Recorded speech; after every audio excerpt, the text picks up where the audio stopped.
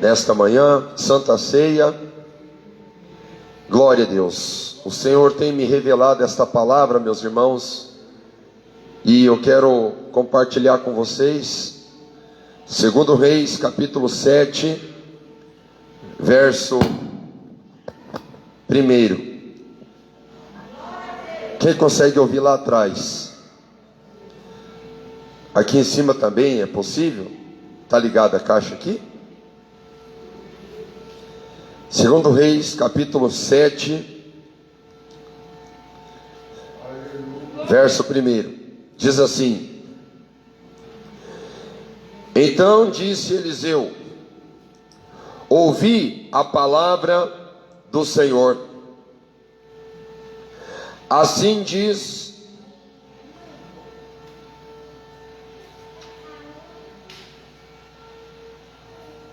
glória a Deus, aleluia.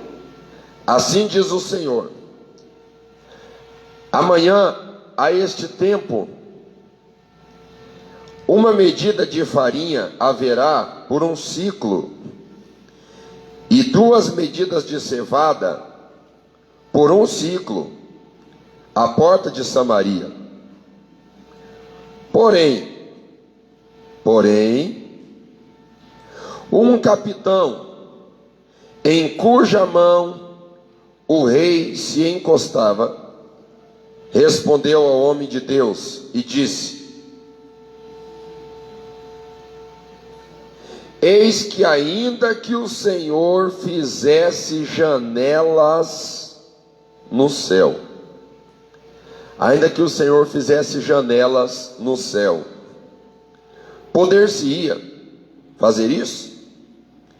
E ele disse, Eliseu respondeu: eis que o verás com os teus olhos, porém daí não comerás. Amém? Levanta a mão, diga comigo: meu Deus, fala comigo nesta manhã, através da tua palavra, em nome de Jesus. Amém. Assentai-vos e louvai ao Senhor Jesus com uma salva bem forte de palmas. Palmas para Jesus, bem alegre.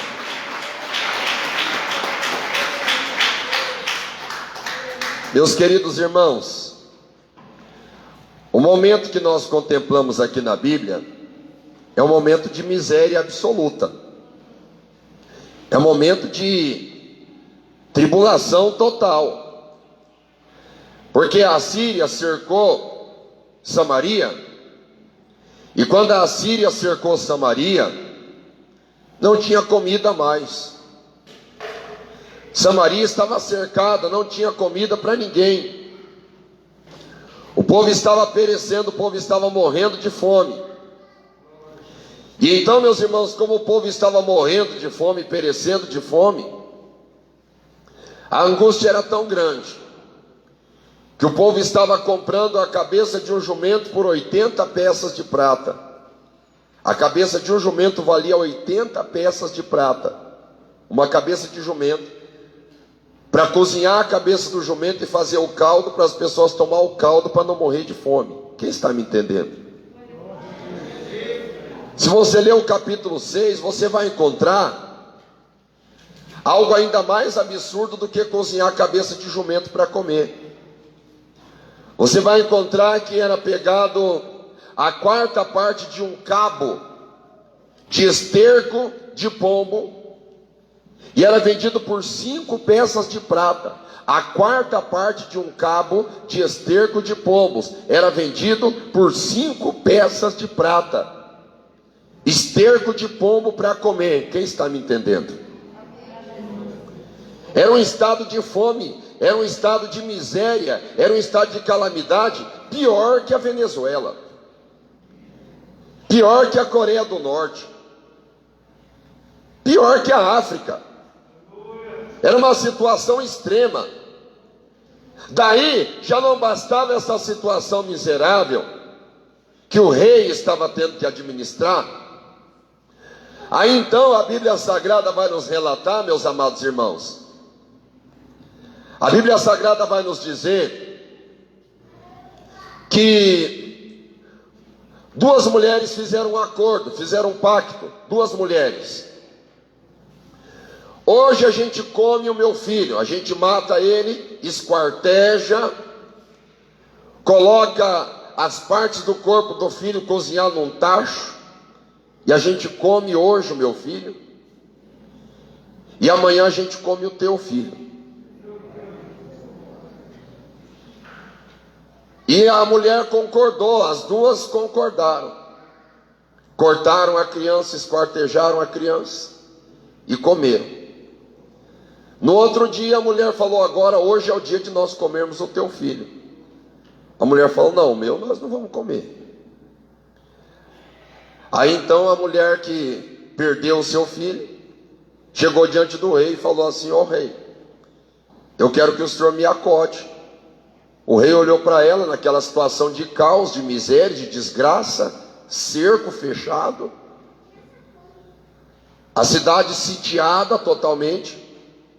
Aí o rei pergunta para a mulher: eu vou te acudir aonde? Se Deus não te acode, eu vou te acudir da onde? Da eira ou do lagar? Ou seja, eu vou poder te acolher da onde? Da roça ou da onde a gente armazena os alimentos? Não tem alimento, não tem roça, não tem nada. Eu vou te acudir da onde?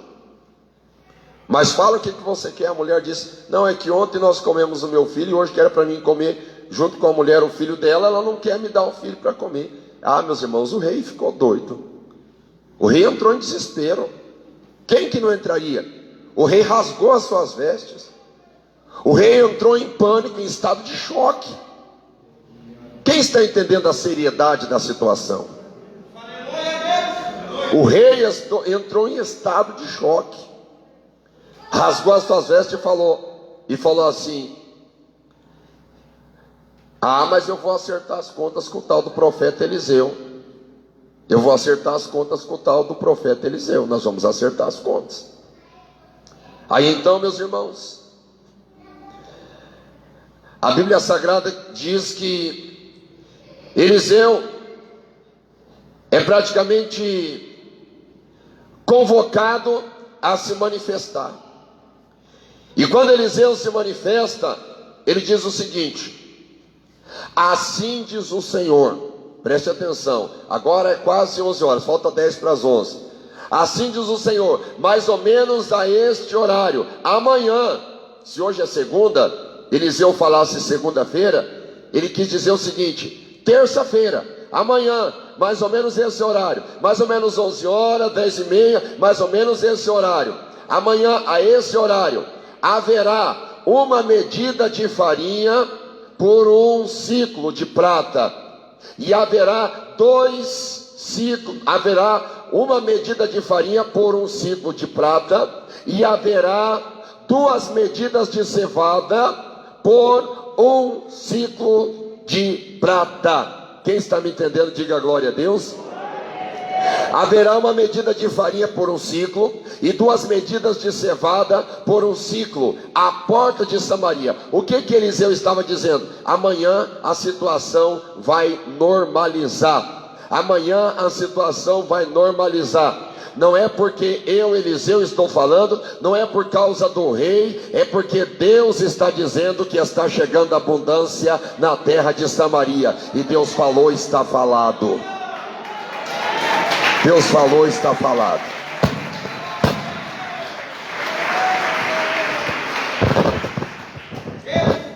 Quem crê que Deus falou, está falado? Diga comigo bem forte assim: Deus falou, está falado.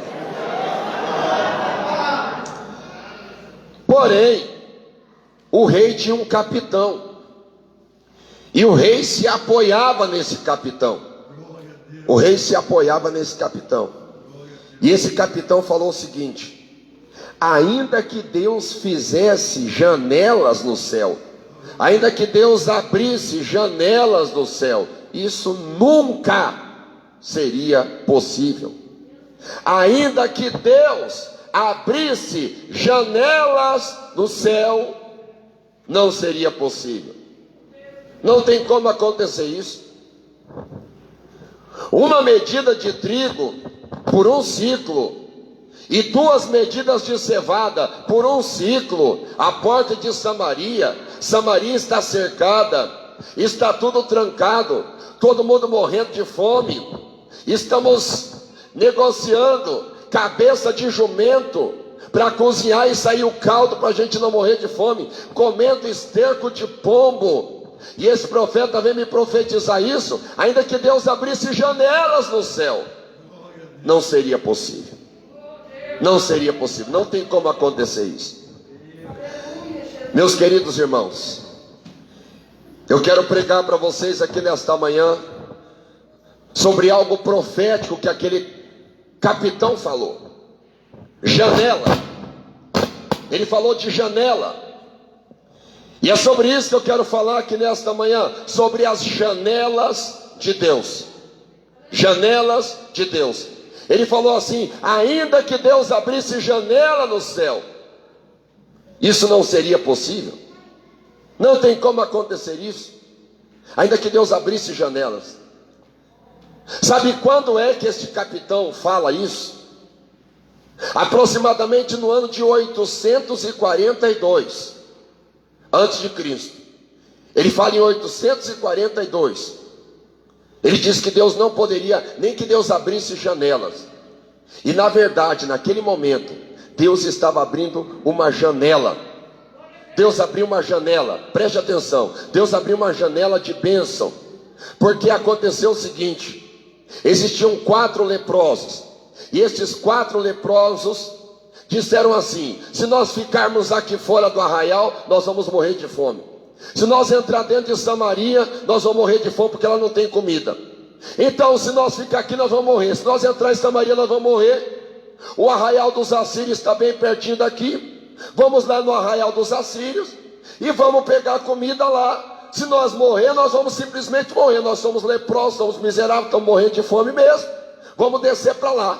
E quando eles vão descendo para o arraial dos sírios, quando eles estão no caminho descendo para o arraial dos sírios, os sírios pensam que é uma tropa, uma multidão de carros, cavalos e cavaleiros que estão descendo para lá. E os sírios saem tudo desesperado, pensando que era uma tropa que estava chegando ali, mas era somente os 4 leprosos. Preste atenção, estes 4 leprosos representam os 4 evangelhos da Bíblia Sagrada: Mateus, Marcos, Lucas e João. E esses 4 leprosos, representando os 4 evangelhos, quando eles entram dentro do arraial dos sírios, os sírios foram todos embora com medo, desesperado, pensando que tinha um exército, mas só tinha 4 leprosos. Sabe a compreensão que eu tenho aqui? Quando o evangelho entra dentro de um país, quando o evangelho entra dentro da nossa casa, os demônios, por mais resistentes que sejam, eles têm que bater em retirada, porque o evangelho não chega sozinho, o evangelho chega com o poder de Deus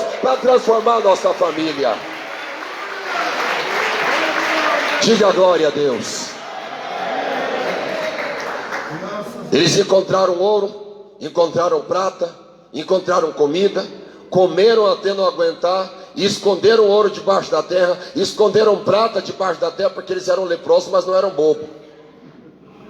Aí um deles falou assim: sabe de uma coisa? Sabe de uma coisa? Não é certo isso que nós estamos fazendo, de esconder esse ouro só para nós. O que nós vamos fazer com tanto ouro? Nós somos leprosos. O que nós vamos fazer? Nós não podemos esconder este ouro todo aqui e guardar todo esse benefício só para nós. E eu vou te explicar por que esses 4 leprosos representam Mateus, Marcos, Lucas e João. Porque eles disseram assim: nós não vamos esconder tudo isso, porque hoje é dia de boas novas. E a palavra boa nova significa evangelho. Hoje é dia de boas novas. Saíram do arraial dos assírios, entraram em Samaria e disseram para o rei: rei, os assírios, só de contemplar a nossa chegada no arraial, bater em retirada, desesperado, deixaram tudo para trás, deixaram vestes, deixaram comida, deixaram ouro, deixaram prata e foram embora. Está tudo lá. O rei falou: eu não acredito nisso. Então manda alguém para fazer levantamento, manda alguém para fazer verificação da área. Chegaram lá no arraial, contemplaram que não tinha nada, somente despojos, ouro, prata, comida de não querer mais, tudo do bom e do melhor. O rei falou assim: então, já que isso é verdade mesmo, agora acabou a fome de Samaria. O que aconteceu com o povo? Efeito manada. O povo tudo morrendo de fome. Com certeza tinha sido feito um bloqueio, daqueles bloqueios que a defesa civil faz, daqueles bloqueios que o corpo de bombeiros faz, daquele bloqueio que a polícia militar faz, sabe? Bloqueio para bloquear uma multidão. Como é que vai bloquear uma multidão morrendo de fome? Todo mundo passou desesperado, furou o bloqueio. Parece que eu vejo o capitãozinho com a mão levantada dizendo: para pessoal, para pessoal. Foi atropelado. O povo passou por cima dele. O povo passou por cima daquele capitão. Sabe por quê? Ele falou assim: ainda que Deus fizesse janelas no céu, isso não seria possível. O profeta Eliseu avisou da seguinte maneira: ah é? Então você vai ver com os teus próprios olhos, mas você não vai experimentar, porque as bênçãos de Deus não são para incrédulos. As bênçãos de Deus é para quem crê.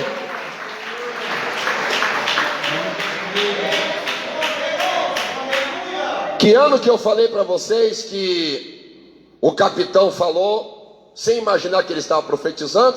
842. Por que eu estou falando dessa data? Porque quando o capitão falou, ainda que Deus abrisse janela do céu, sem querer ele estava profetizando.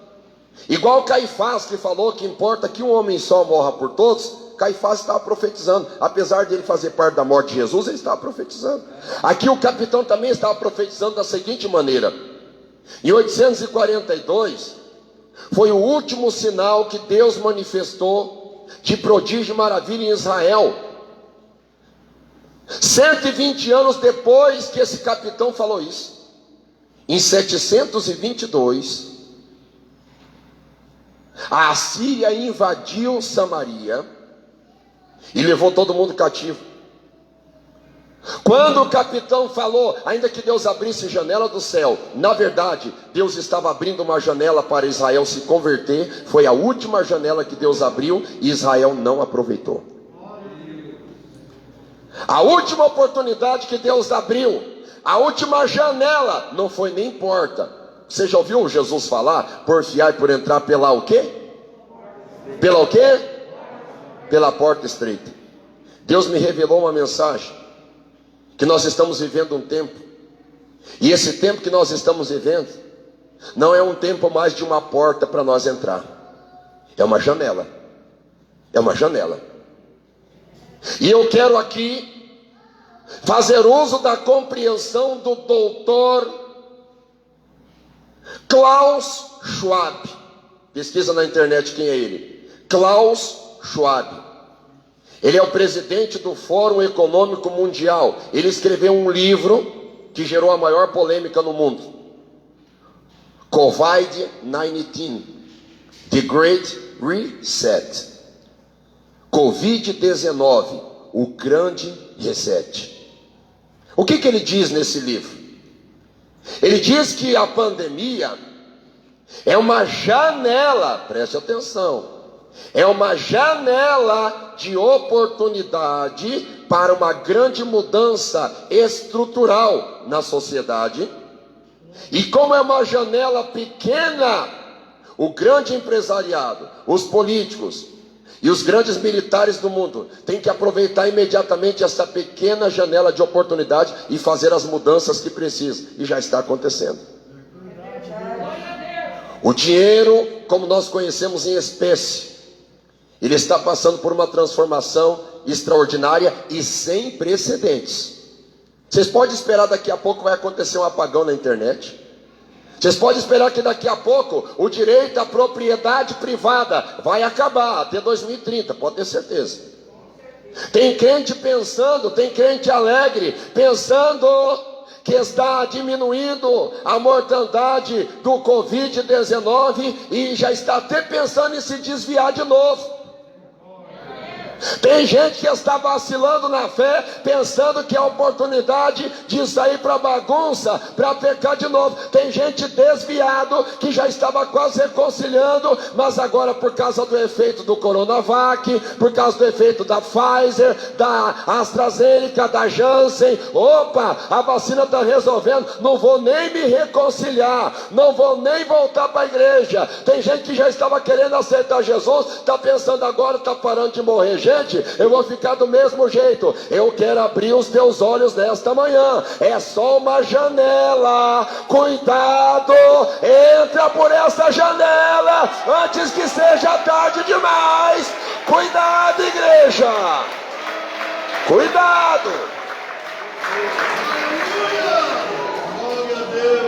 Aquele que está de pé, olhe que não caia. O capitão profetizou de uma janela e nem ele entrou pela janela. Quando nós falamos de porta, nós sabemos que é o acesso convencional. Para a gente entrar, é uma porta. Eu tenho certeza que aqui muita gente já entrou pela janela numa casa, mas você sabe que se você estiver um pouquinho fora de forma, você vai passar muito mais dificuldade para entrar pela janela. Pela porta é melhor. Mas agora o tempo que nós estamos vivendo, eu posso estar muito enganado, mas eu vejo uma janela bem pequenininha para a gente entrar por essa janela. Eu posso estar enganado. A Bíblia Sagrada mostra a primeira vez a palavra janela numa ocasião de destruição. Quando Deus está para destruir a terra através da água, Noé constrói uma arca. Capítulo 6, verso 16, Deus fala assim: você vai construir uma porta e você vai construir uma janela também. Qual seria a finalidade daquela janela? Você consegue imaginar?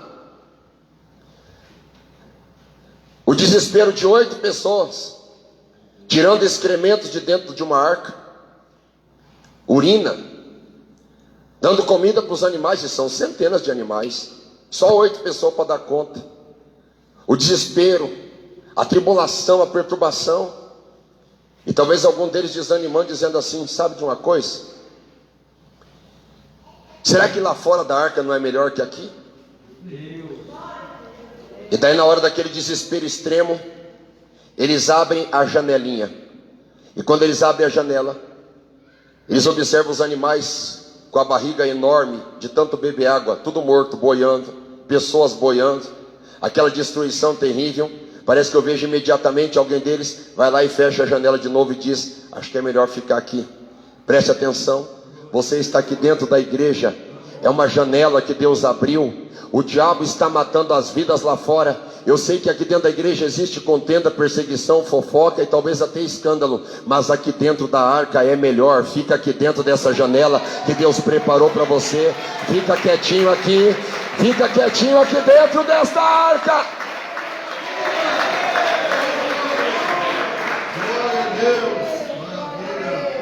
Quando falamos de janela, falamos de janela como canal de bênção. Quando eu falo de canal de bênção, não me esqueço de Daniel, quando ele estava na Babilônia, e ele orava todo dia, 3 vezes ao dia, no seu quarto. E lá no seu quarto, ele orava na direção de Jerusalém. Como é que ele sabia que era a direção de Jerusalém? A janela do quarto dele foi construída exatamente na direção de Jerusalém. Ele abria o seu coração e voltava seu coração para aquela janela. Sabia que aquela janela estava na direção de Jerusalém. Pastor, isso é idolatria? Isso é ponto de contato? Não, isso é foco, isso é propósito. Quando você vem na igreja, você tem que saber aonde é que a janela do teu coração estará aberta. Você não vem para a igreja para mascar chicletes, nem para colar bolinha de papel em cima do teto do banheiro, e nem para fazer fofoca, nem para ver defeito dos irmãos. Você entra aqui para já abrir a janela do teu coração na direção da tua família. É lá que Deus tem propósito de salvação. Abra a janela do teu coração para os desejos da tua família e do teu coração. Quem dá um glória a Deus bem alto? Quando eu falo de janela, É o lugar por onde Deus decide abençoar o seu povo. Malaquias 3:10. Quando Deus fala dos dízimos e das ofertas alçadas, Deus fala de uma bênção que Ele vai mandar para nós. E por onde é que essas bênçãos vão escorregar até chegar na nossa mão? Pela janela do céu. Quem crê que a janela do céu está aberta aqui nesta manhã?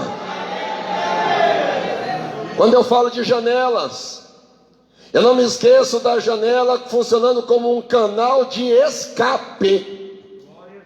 A janela funciona como escape, salvação, livramento. Que exemplo você se lembra comigo agora? Quando aqueles 2 espias enviados para espiar a terra, para espiar Jericó, Josué envia eles. Eles estão espiando Jericó e os habitantes detectam os 2 espias. Os 2 espias ficam escondidos no forro, no teto da casa de Raabe, uma prostituta. E quando eles estão escondidos ali, o povo de Jericó está desesperado para encontrá-los. E depois que se dispersam os perseguidores jericoenses, esses homens conseguem sair de Jericó, que é uma cidade murada. Eles conseguem sair por onde? Por uma janela. Eles saem por uma janela. Eles escapam por uma janela. E por incrível que pareça, quando vai acontecer a destruição de Jericó, existe um pacto entre esses 2 espias e Raabe. Tem que deixar uma fita vermelha, uma fita de escarlate pendurada na janela. E quando esta fita está pendurada na janela, Raabe, seu pai, sua mãe e seus irmãos escapam da destruição por causa do fio de escarlate que está na janela. Dizem os pensadores, dizem os psicólogos, que os olhos são as janelas da alma. Se você quiser escapar da pornografia, se vocês quiserem escapar do pecado que está roubando a comunhão de muitos crentes através do que não presta na internet, eu te dou um conselho: coloque a fita vermelha, que é o sangue de Jesus, na janela dos teus olhos, e você vai escapar deste mundo de destruição que está levando as almas, as centenas, ao buraco. Diga glória a Deus, igreja. Quando eu falo de livramento através da janela, eu não me esqueço da perseguição implacável de Saul contra Davi. Ele já tinha casado com Mical e estava tudo pronto para Saul ou para qualquer outro matar Davi. E quando está tudo pronto para Davi ser morto, Mical, ela faz com que Davi escape da morte de Saul, da morte promovida por Saul, através de uma janela. Quando falamos de janela, meus irmãos, falamos de um escape por muito pouco. Um escape por muito pouco. Você está escutando esta pregação aqui nesta manhã, não é por acaso. Você pensa que a porta da graça vai ficar aberta para sempre? Eu vou dizer, fundamentado no que Deus tem me revelado, nós já estamos vivendo um tempo da janela da graça, e já está para fechar. Está bem pequenininho. E alguém diz: pastor, você não está exagerando? Não. Tem muita gente desviada que quer voltar para a igreja e não consegue mais. Tem muita gente que participa da Santa Ceia, prega, e até pastor que ministra a Santa Ceia, mas não tem certeza da salvação, chora, lamenta, se debruça, busca, mas não consegue encontrar mais, porque conseguiu infelizmente se apostatar. Você está escutando esta palavra, não é por acaso.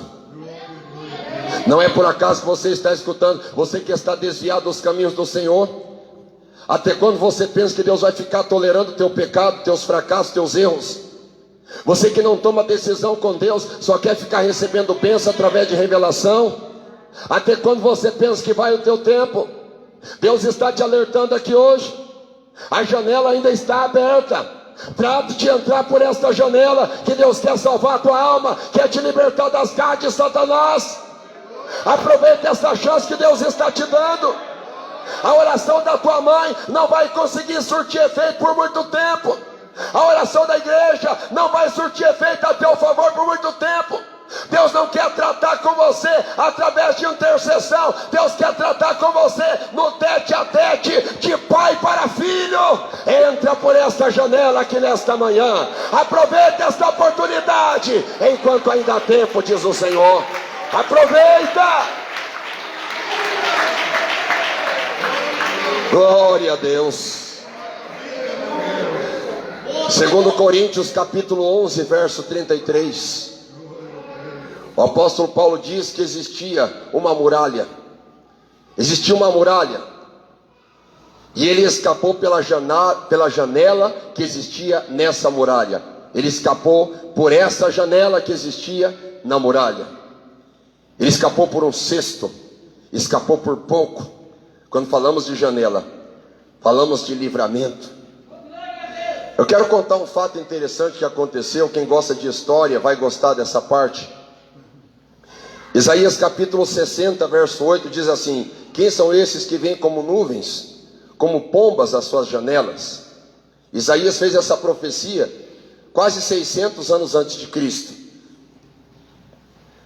Os judeus então, em 1948, conseguiram se estabelecer como um estado independente na Palestina. 1948, foi preciso um voto de Minerva de um brasileiro chamado Oswaldo Graça Aranha. 1948. Acontece que existia uma tribo de judeus, os judeus falachas, que são judeus negros, descendentes de Salomão. E esses judeus estavam num ajuntamento tribal no coração da África, nas proximidades da Etiópia. E uma tribo de canibais estava pronta para destruir, para matar esse povo.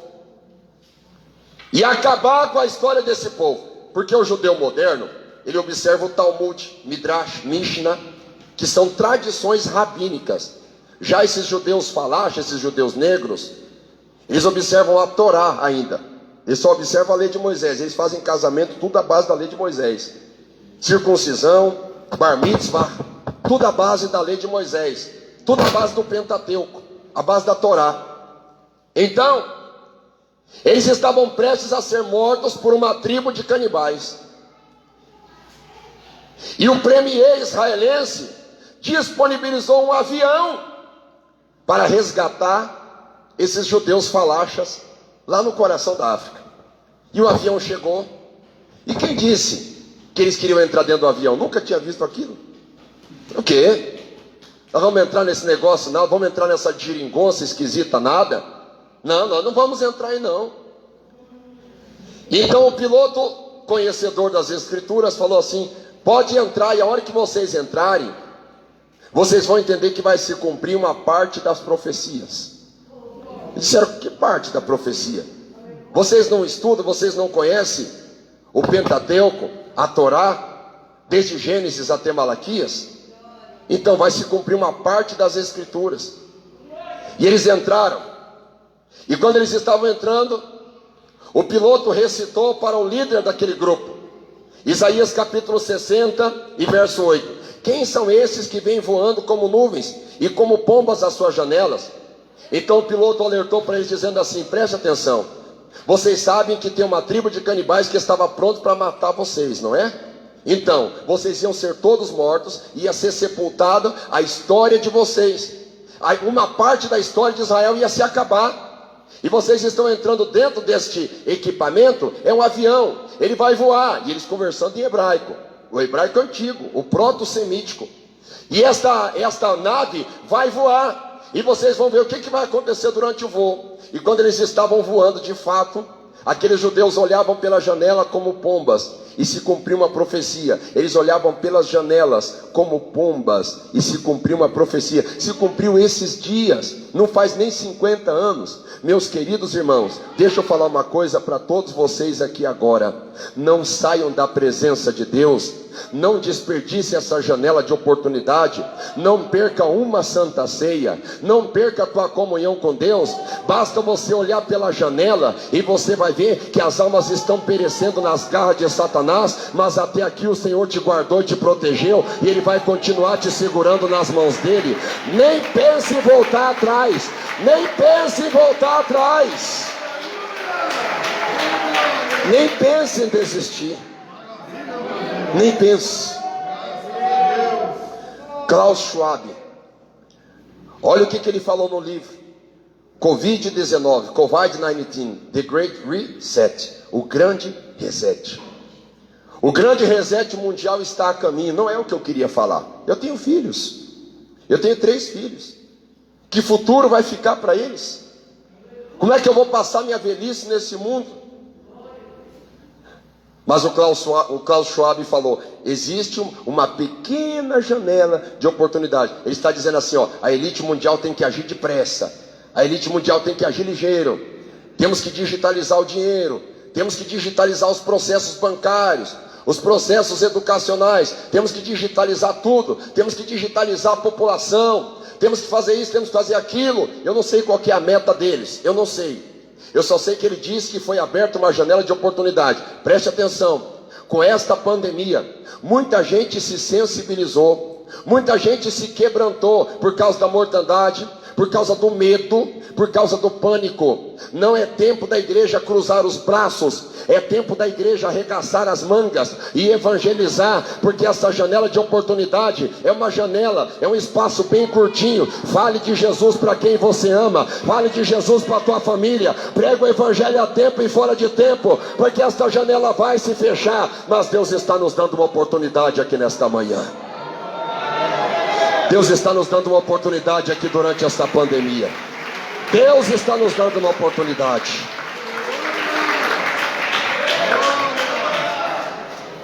Pastor, o que será da política do Brasil? Não sei. O Brasil é um país conservador, pastor. Meus queridos, os filhos das trevas são mais prudentes que os filhos da luz. Ainda que as trevas sejam minoria, a única e última esperança do Brasil é nós tentar colocar na mente das pessoas, desesperadamente, para eles entrar por dentro dessa janela que está disponível. E como que é o nome dessa janela, pastor? Evangelho, Jesus, salvação. Não tem nada a ver com política, é salvação. Vamos falar de Jesus a tempo e fora de tempo. Vamos pregar o evangelho. E se a gente não conseguir sair por aí pregando o evangelho com o megafone na mão, vamos pelo menos dar bom testemunho dentro de casa, para não colocar a perder os que moram conosco na nossa mesma residência. Fiquem de pé, por favor, em nome de Jesus. Quem recebe esta palavra, dá glória a Deus. Levanta a sua mão para o céu. Já vamos ministrar a Santa Ceia do Senhor daqui a pouquinho. Fecha os teus olhos, canta comigo. Tocou-me Jesus, tocou de paz, Ele encheu meu coração. Quando